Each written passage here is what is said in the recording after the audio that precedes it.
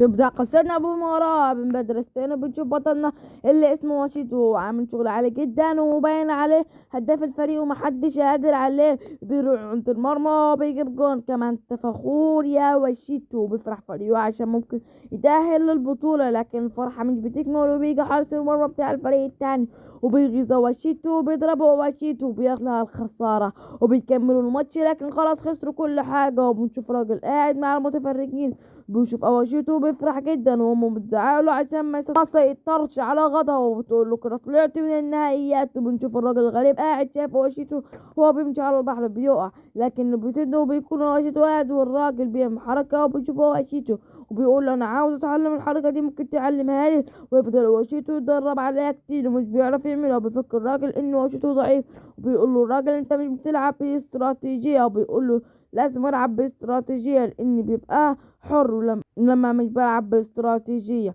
وبيقول له الراجل الكرة لعبة جماعية ولازم تتعاون مع فريقك عشان تكسب. وبيقول له شوف انا كنت بلعب مع فريق وكنت بلعب لعب جماعي. بيحكوا له عن اول ماتش ليه وبين لما بيسمع منه لانه فاكر كل اللي حصل ده. وبنشوف حارس المرمى اللي ضربه واشيتو بيعتذر من واشيتو لانه الصواب انه يطلع من البطولة. وبنروح لواشيتو اللي تعب وقع على الارض وبيقول له قوم انت مش لاعب كورة. والراجل بينام وبيصحى وبيلاقي واشيتو لسه بيتدرب وبيفرح جدا وشيتو بيقع على الارض من كتر التعب. وبيقول له انا مدير فريق الاسبريان، وبيقول له انه يقدم في الانضمام للفرقه. وبيروح وشيتو بيقول لي امه لكن بترفض تبعته لطوكيو بسبب الظروف الماديه. فهو شيتو بيضطر انه يلعب في الملاعب الصغيره وبيفضل يتدرب في الملعب عندهم. بيروح وبيقابل اخوه وبيقول له خد فلوس وسافر وتوكل على الله وخد برضه دي من امك، وبيكون جايب له التذكره. وبنعرف ان اسمه شون. بيقول لك عاوز تبقى لعيب كبير ومحترف.